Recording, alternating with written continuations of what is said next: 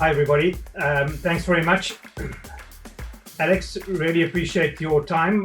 What I'd like to do today is to start off by doing a presentation on how to use your culture to build an effective remote recruitment and onboarding process. I think this is critical right now because 5 months ago, we were recruiting and onboarding people in a certain way. Now, this COVID situation has happened and everything's changing, and everything will continue to change.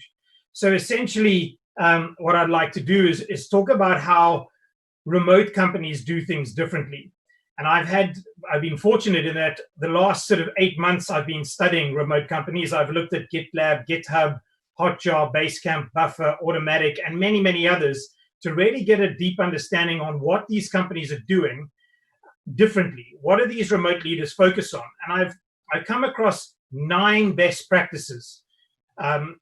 They processize the business, add structure, they focus on communication, develop social connection, create documentation, build, enhance, and demonstrate trust, focus on results and output, not hours. Hours are irrelevant.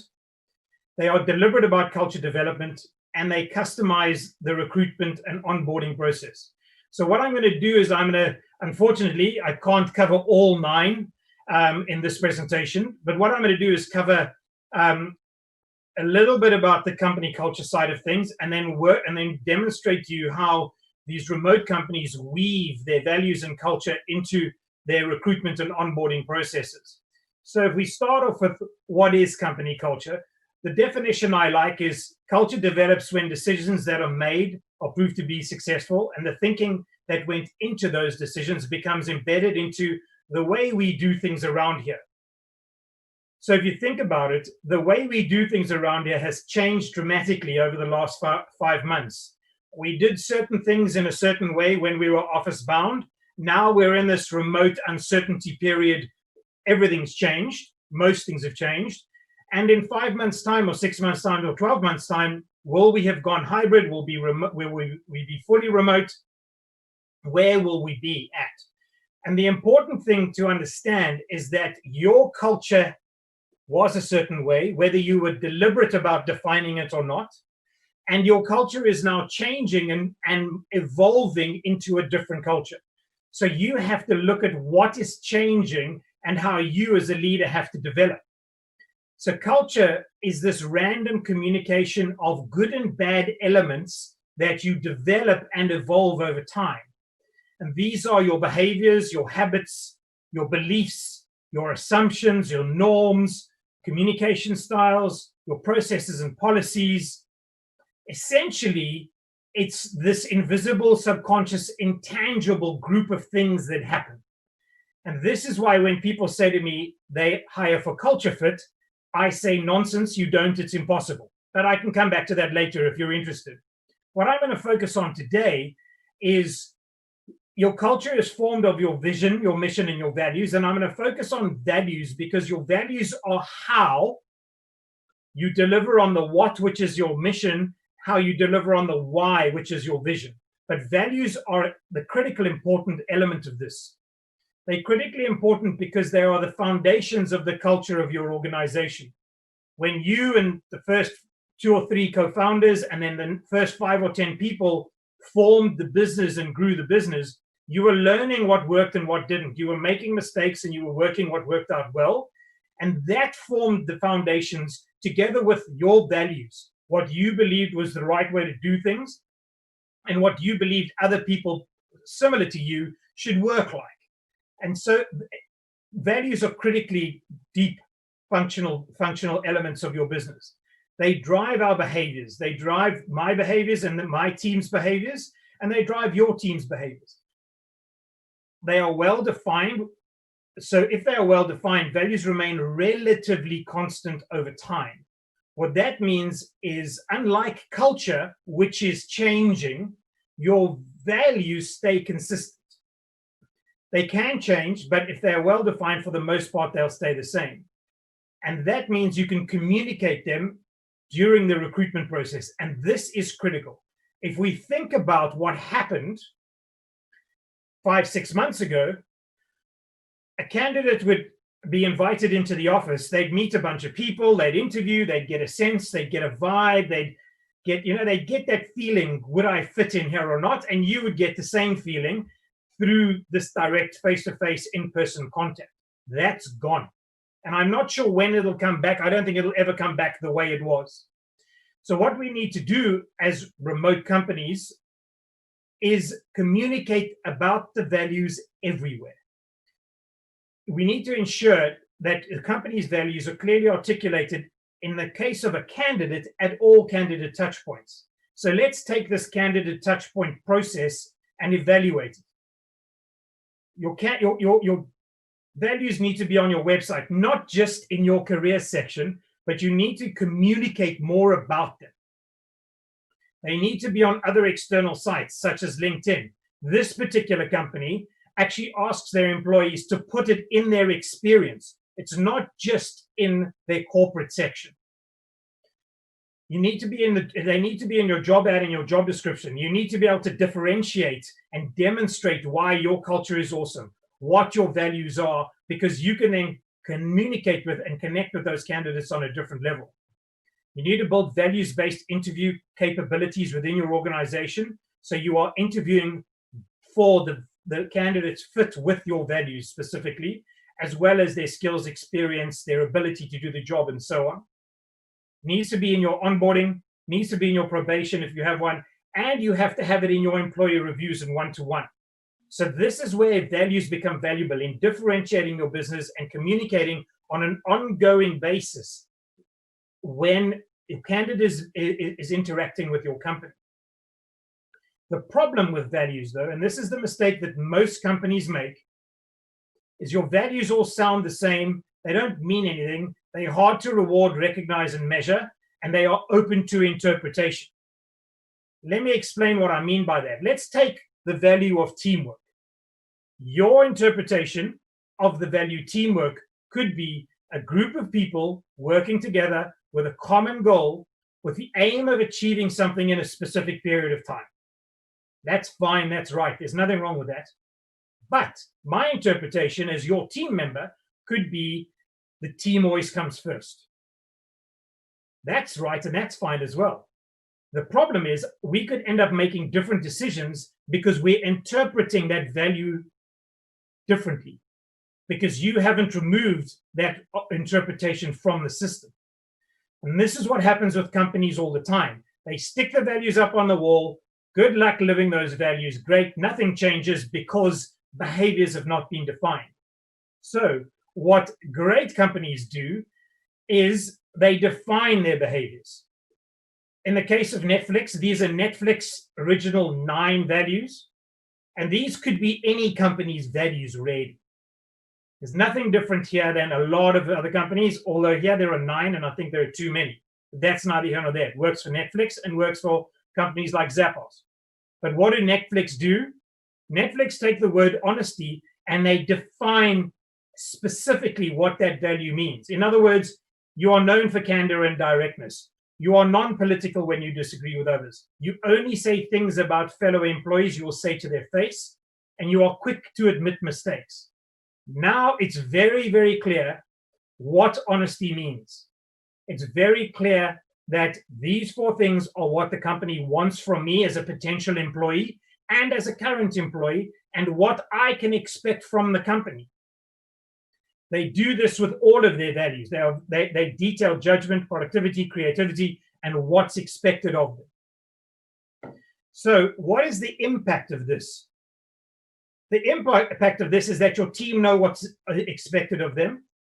You have alignment of behaviors across the organization. You can evaluate whether your values are being lived or not. How do you evaluate honesty? How do you know when somebody's lying, really? I mean, it's really difficult. But you can evaluate when somebody is being direct. You can evaluate when they are quick to admit mistakes. You can evaluate when somebody is not non-political when they disagree. You can recognize and reward when they are. You can train and develop for them, and you can interview for them. And this is critical. It can help you understand whether this is the right person for your company or not. So how do we do that? we expand the behaviors into interview questions. So here we have honesty again, and we have our 4 behaviors. You are known for candor and directness. I would turn this into the following interview question. Can you take me through a detailed example of when you gave a colleague feedback that didn't go well? Now let's first of all try and think about how would we interview somebody previously for honesty? Really, really hard to do. But now we take the value, we define the expected behavior, and then we design an interview question that opens up a world of opportunities. So I'm asking this person, can you take me through a detailed example, which means that they need to be detailed, and it must be an example. So there will be behaviors in this example that I can explore. And I can further ask them, how did you prepare for this feedback session? What mistakes or assumptions did you make? How did the person react? How did you react to that person? What was your immediate gut instinct? Tell me about what didn't go well. What do you think you should have done differently? What did you learn from it? Why did you behave in that way? And you can go deeper and deeper and deeper and deeper into this onion of a question. I could spend 20 minutes interviewing against this question if I wanted to. So the value of this type of situation is you now have a group of questions that you can ask your candidates specifically, and you ask each candidate exactly the same question, which means you can score your candidates on how you believe they fit your values. So now we're going from this amorphous questioning technique that doesn't work to a very deliberate, data-driven, specific question. And this helps us overcome the issues that have been lost in the remote work. So now we have more understanding of what this person does. But if we look at this further, we got to go deeper into this. How did you know previously that you were hiring the right person? You were able to evaluate them based on skills, experience, competencies, and that in-person gut instinct. Now that's gone. So what do you do now? So remote companies, and the best remote companies, are able to evaluate their candidates based on the ability to do the job, the quality of the work they do, their behavior during the process, their verbal and written communication, and their fit with the values. This is a completely different mind shift.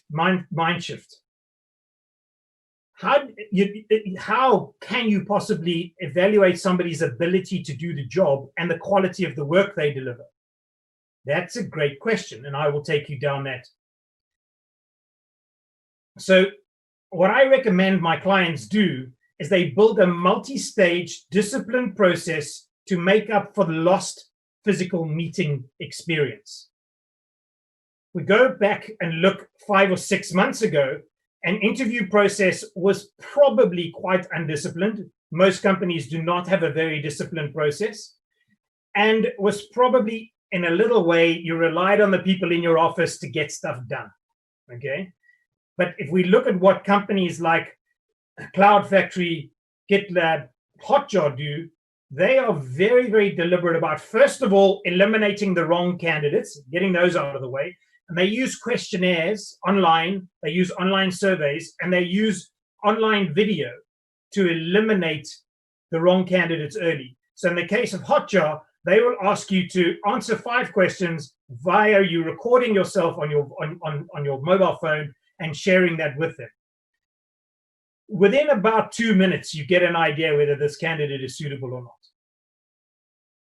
Cloud Factory use questionnaires where they ask you quite detailed and deliberately intricate questions. So if you're being lazy at this stage of the interview process, they get it and they just chuck you out. So that's the first thing.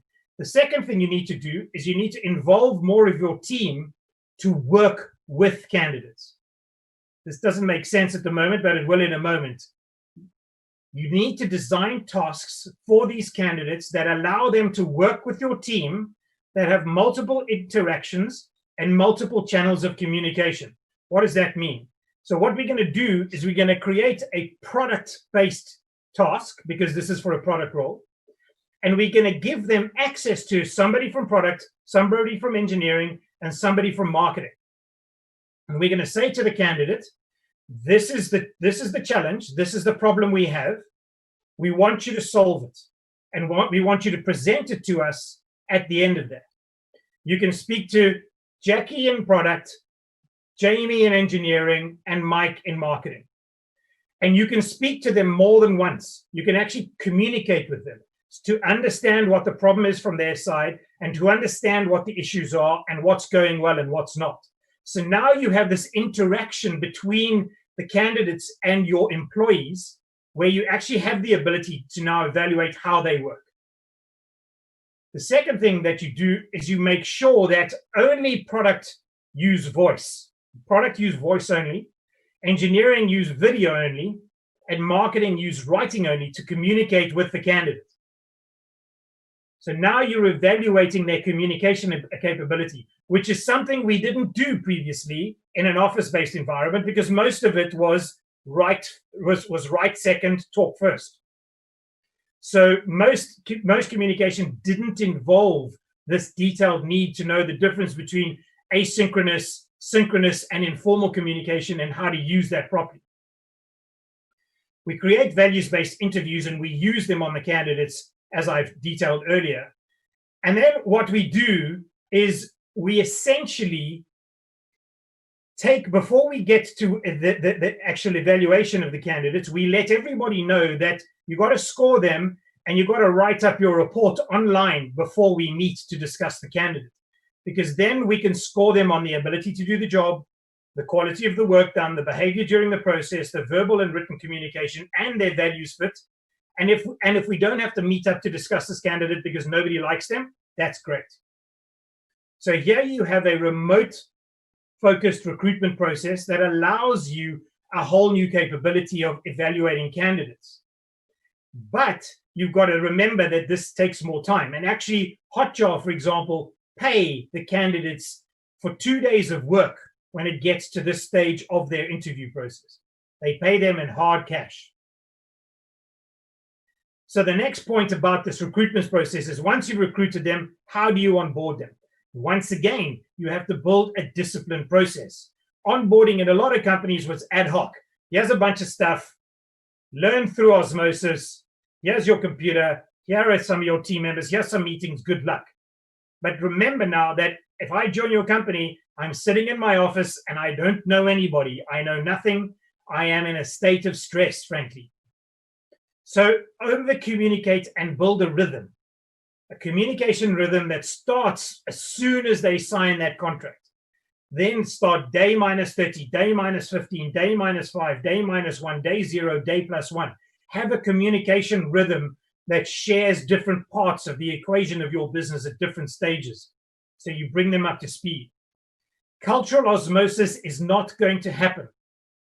So culture needs to be documented and shared and demonstrated to new joiners. You relied on people to bump into one another and learn. That's not going to happen anymore. The aim of onboarding is not just to get them working as quickly as possible. As a matter of fact, that's the last thing you want. You want to remove anxiety, because they've gone from a place where they may have been the top of their rung in their department, at their team. They knew everything. They knew how that business worked in the old company. And now they're at the bottom of the rung. They don't know the culture. They don't know how it works. And they don't know the whole team. So you've got to remove anxiety. You've got to build trust. And you've got to get a situation where they're developing relationships really quickly, and as well as get them to achieve quick wins. That is what great remote onboarding looks like. And how to look at this is from two perspectives. One, how they experience your culture, and two, how to get them up to speed functionally. So this is my final slide. The first thing I'd like to leave you with is the following. Culture is the one sustainable competitive advantage that you have complete control over. There are very few companies nowadays that have that piece of IP that nobody can copy. We're all doing the same kind of stuff slightly differently. Yes, there are some companies that have patents and that sort of stuff, but I'm talking about the majority of companies. Culture is the only sustainable competitive advantage that you have complete control over. The concerning thing is that only 9 out of 10 companies do not do anything about their culture because they relied on their office. They relied on the proximity. They relied on the physical interaction, the ability to read body language. They relied on the immediate and reliable communication. They relied on informal communication. Information dissemination happened much easier. Creativity and brainstorming happened much easier. Reward and recognition happened in groups, and it was more deliberate. There was visibility and availability of people. There was control of the environment, and there was more structure in the environment. And culture happened by default. So we could be lazy. You can't be lazy now about culture. It is happening, and it can either be an asset or a liability. It's an asset if you turned it into Netflix. It's a liability if you turned it into Uber. And Uber actually needed their culture in the beginning. They needed, because they were breaking the law, they needed to have toe stepping as a value. They needed to have complexity. They needed to have competition. They needed to have almost argumentation in their business, because that's what they were doing as a business, but then they didn't manage it properly. So that is the last thing I will leave you with. If you want a copy of Culture Decks Decoded, there you can go to my website. There is a page with the book on it. You can download a copy. It's a PDF version. You can have it for free. The Culture Driven Leader is my second book. It's coming out in a couple of months. I'm taking all the interviews that I've done, the 70 interviews that I've done, and I am presenting them in a similar kind of template. I'm basically shining a light inside the black box of company culture, using actual examples of Romanian companies like Evonomics, like companies like Algolia, like companies like Influitive and others. So thanks very much. My name's Brett. I'm the CEO of CultureGene. And Ivan, it'll be great to have you join and see if the people have questions that they'd like me to answer. Of course. We'll wait a second for the questions from our attendees. As Alexandru has said, I'm Ian Brezuk-Berkan, I'm from Netocrația, and I'll be doing this Q&A. So if you have any questions, please do ask them. But here's my first. So as you said, it's a completely different process in terms of creating culture in an office and outside of office, or in a remote environment. Now, for a lot of companies, because of the whole little Corona thing, there's obviously been a shift to working remotely. There was a poll recently posted by a friend of mine who runs a company in the Czech Republic. And he asked actually a question of, what do people prefer? Would they work in an office? Would they work remotely? Or would they work hybridly? Or part of the time from the office, part of the time from home? Of course, the hybrid model was the most popular, which is good news, I guess, to some, and maybe bad news for a lot of CEOs. What would you advise a CEO who has to transition from a completely office environment to a hybrid environment to do in this situation where they have to change everything? Because most companies who have never been completely remote have never tried it. So my advice is going to make people quite unhappy, but it is the advice that I would give. I would actually run a hybrid business as if it was remote. Mm-hmm. And the reason for that is, when you're all remote, we're all in this together. We all have the same problem. We all are experiencing the culture and the way we work in the same way. When you go to hybrid, you often create an us and them situation. We have us in the office and them who are remote. And as soon as you have that, then you have the thems not experiencing the work and the culture in the same way. And the challenge here is remote people don't, they miss out on the banter, they miss out on the social interaction, they miss out on the fun and the culture that builds up in an office naturally, and they start to feel alienated, and they often are not included in decisions and not included in decision making, and that results in them feeling a little bit like second-class citizens. Mm-hmm. And the challenge there is, if your people start to feel like second-class citizens, they will go to an environment where they feel like a first-class citizen, which is probably a fully remote. And now we've got thousands more companies that are going to go to fully remote. So that, my recommendation, if you're going to run a hybrid organization, is run it as if you're running a remote. Mm-hmm. Do you think that this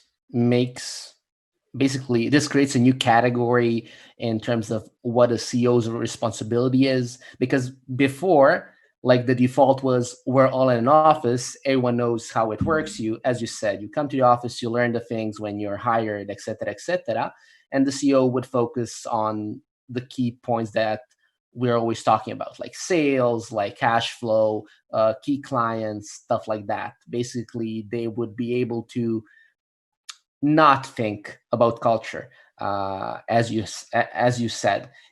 How would you advise a CEO now to focus on culture? Is it a point of dedicating part of their time to just like working with HR on that? Is it about communicating it and showing by example? What can they do themselves personally in order to really help facilitate the culture in a remote environment?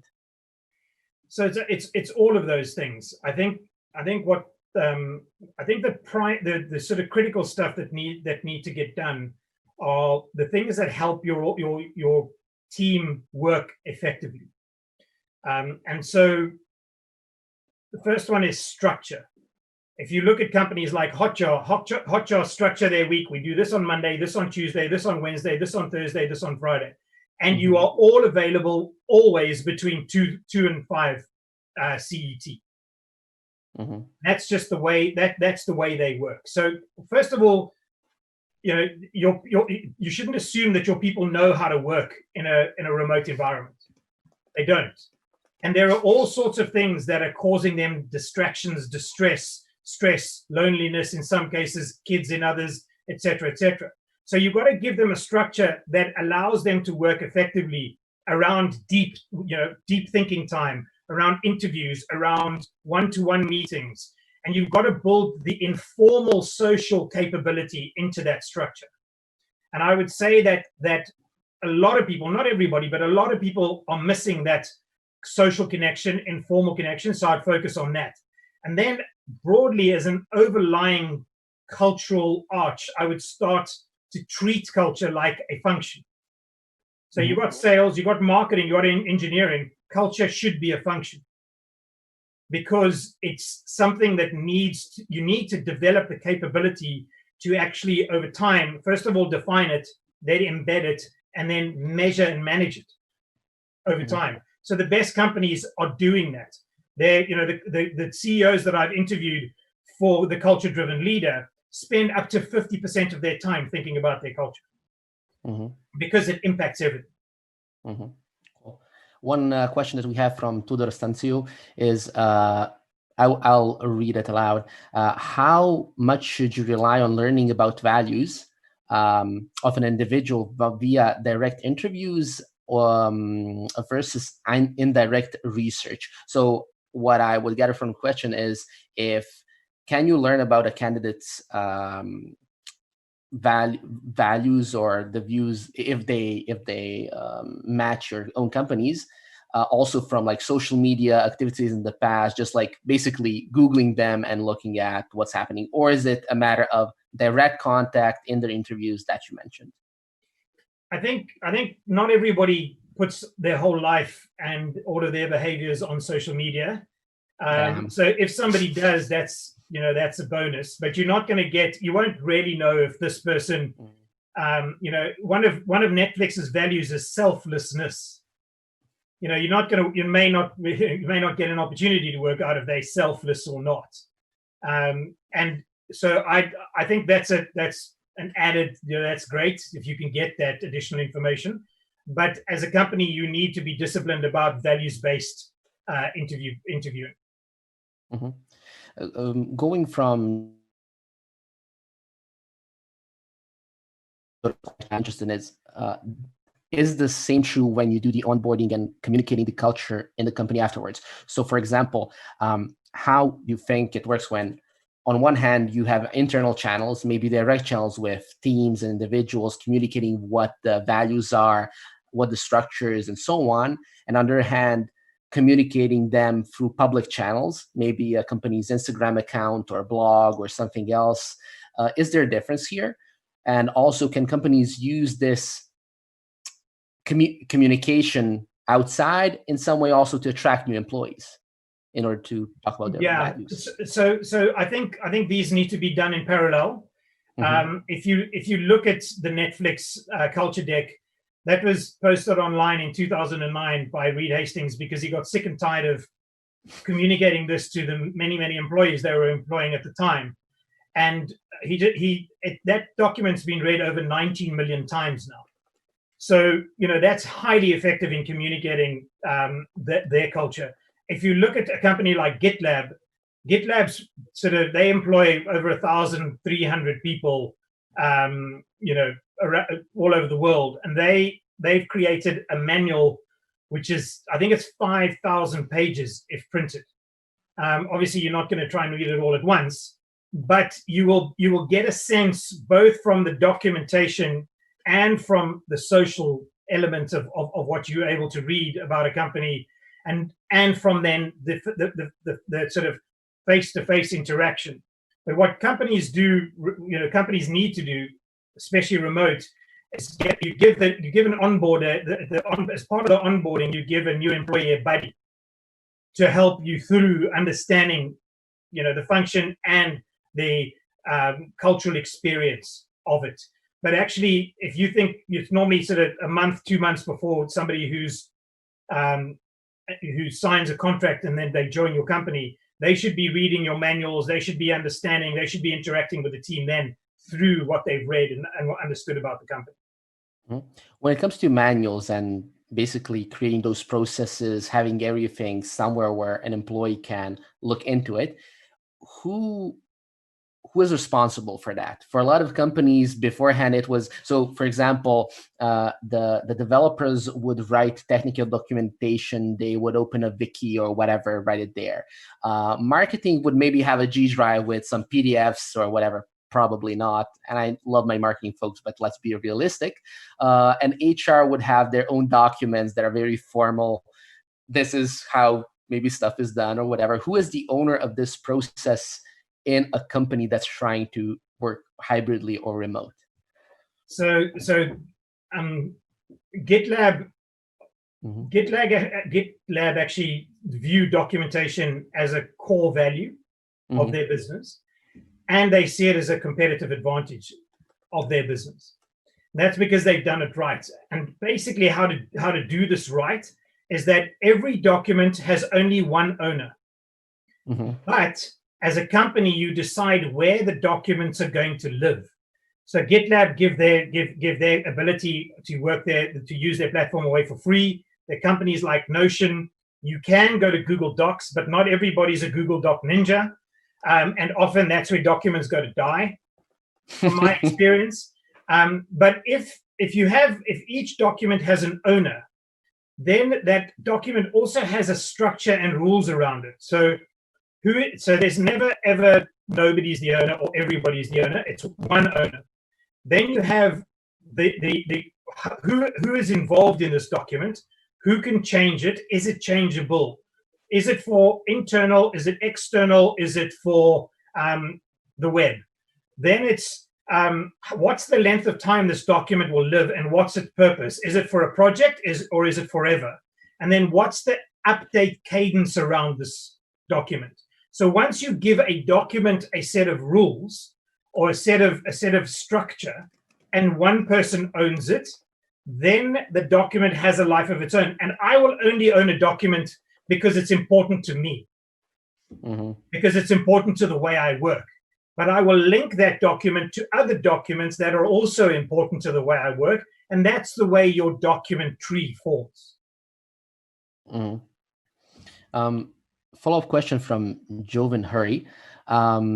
In do things around here, Jovan asks, who is we in that sentence? Who falls into we typically? I would also like to add, like, one of my experiences with a CEO who was really hesitant about what the culture in his company was. He sent an email to all his employees with the values he seed. The reaction from the employees was, that's what he thinks our values are, but realistically, it's something else. So who is we when, right? That's what he hopes. Yeah, he hopes. So the way we do things around here is the company. It's everybody in the company. And so if you start to define if you haven't defined your values yet, and you start to define your values, if you're a small company of, say, 10, 15, 20, 30, you should include as many people as you can in that process. As soon as you go above 20, 30, 100, 200, it becomes really hard to do. But what you still need to do is you need to include everybody in the process. So what that means, if you're a team of 150, you got 6 or 7 teams, big teams out there, get one person from every team involved in the process. Some CEOs and some leaders get it right to define their values, and the values are right for the whole company. But that really is a unicorn, not the company, the CEO, because it's not easy. And as a CEO, you like to believe you know what the team think and how they operate. You don't. So the we is really, if you can, it's everybody. Because as the example you use there, you get a situation where I think, hold on, you've just given me these values and they don't, that's just nonsense. You don't even behave like that. So yeah, I would. It's as many people as you can include. And what I recommend to my clients is you build a culture committee. So you take the responsibility of some of the culture development off your shoulders and off even, and HR can be part of that, but it's a much broader thing than HR. Having that in mind, if a company has, so for example, a company could have, of course, multiple teams. A company could have, and probably does have, multiple departments. One of the things that I've heard with a lot of hybrid companies is when they're communicating about moving to hybrid to their employees, they're relying on the teams to basically sort it amongst themselves. So for example, one team would choose, we're working, I don't know, first day is remote, this team would define something else. My question is, what if the different departments, different teams have different values? What becomes the values for the company? A simple example would be, of course, like, I don't know, a sales team would probably be far more outbound focused, far more maybe aggressive because they're sales, while, I don't know, the development team would be far more focused on long-term goals in order to create a platform or whatever. What happens when the different teams that make up the company might not have the same values? So that does happen, and it can happen if you've allowed your business to grow without really defining the values in the early stages. And undoing that is quite hard to do, but you can do it. It's you've got to step back and go, okay, what are the values that we're all going to subscribe to, that we're all going to commit to? So like a Venn diagram.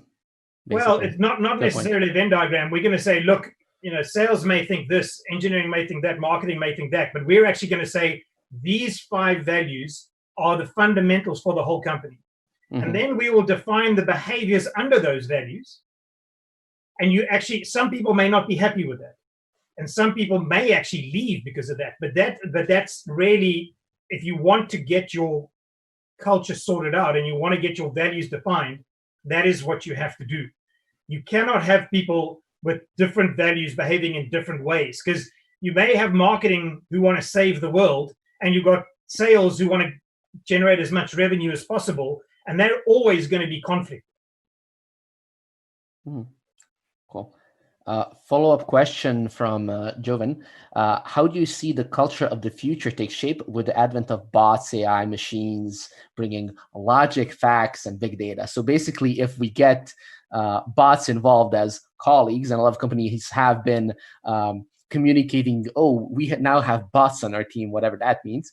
What happens with the company's future? Are we going to Terminator style and the robots are going to rise up and have their own culture, or something more near here?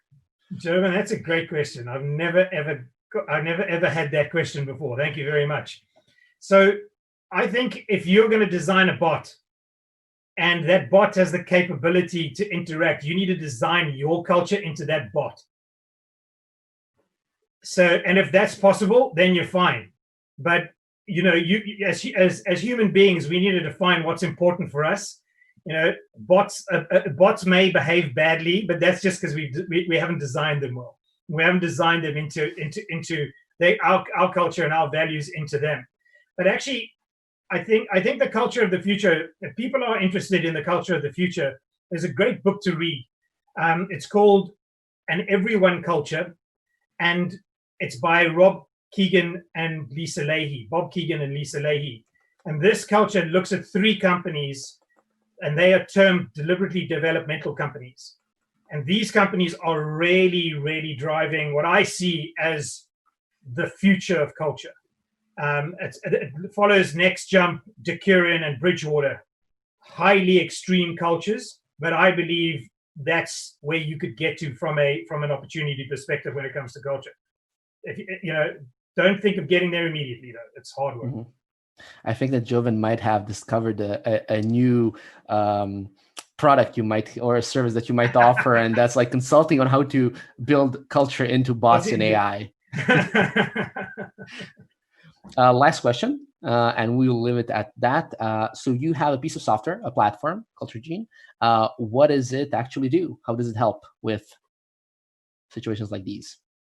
So what I've done is I've replicated my process, my human process, in terms of working with clients. So what would normally happen is the client would come to me and say, we want you to help us define or refine our values, and then help us embed that into the organization.